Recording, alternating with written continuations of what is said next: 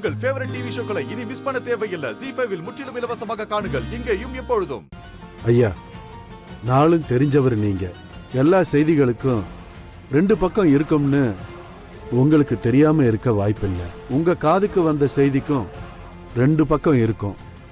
அதை பத்தி நீங்க கொஞ்சம் பொறுமையா நிதானமா கேட்டீங்கன்னா உங்களுக்கு உண்மை புரியுங்க ஐயா.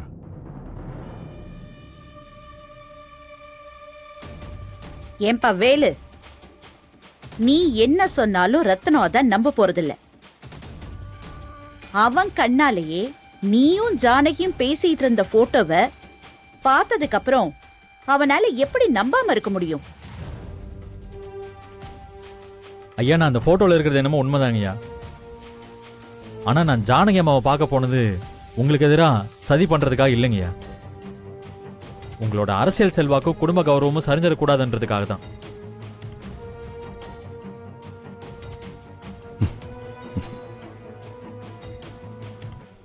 என்னடா சொல்ற? ஆமாங்கய்யா, சில பேர் ஜானகி அம்மாவை கொலை பண்றதுக்கு திட்டம் போட்டிருந்தாங்கய்யா.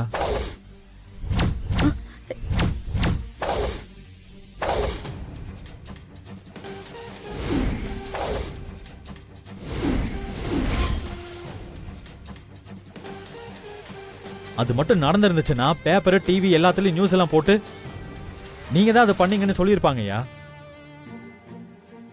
அவ்வளவு பெரிய கலங்கம் உங்க மேல வந்துடக்கூடாதுன்றதுக்காக தான் போனேன். ஜானகிய கொலை பண்ண பார்த்தாங்களா? என்னடா சொல்ற? யார் இந்த வேலையை பார்த்தது?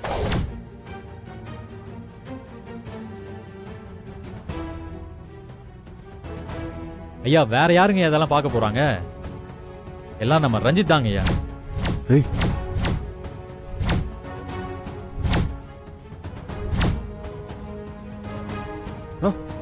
இல்ல மாமா, சொல்றதெல்லாம் நம்பாதீங்க.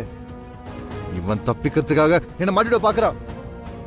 இந்த துரோகியை அடிச்சு வெளில துரத்துங்க மாமா. ஆமா ரத்னம், எனக்கும் அப்படிதான் தோணுது. அவனோட துரோகம் தெரிஞ்சு போனதுனாலதான் ரஞ்சித் மேல பழிய போட்டு தப்பிக்க பாக்குறான் போல.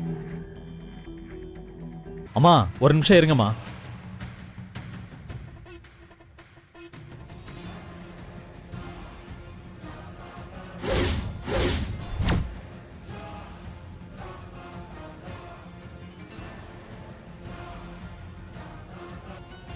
டேய், சொல்றா. ஐயா, இவர் சொல்றதெல்லாம் உண்மைதாங்கய்யா. ரஞ்சித் சார் தான் அந்த அம்மாவை கொலை பண்ண சொன்னாருங்கய்யா.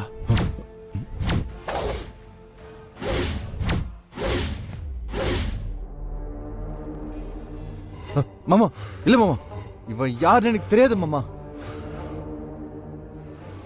ஓ, அப்படியா? ஐயா, இது இவன் போன் தாங்கய்யா. இவங்க ரெண்டு பேரும் பேசியிருக்கிறத நீங்களே கேளுங்க. சொல்லுதல. ஒருத்தவங்க கதையை முடிக்கணும். ஆள் யாருன்னு சொல்லு. மினிஸ்டர் ரத்னவேல் இருக்கார்ல, அவர் வைஃப் தான் கொலை பண்ணணும்.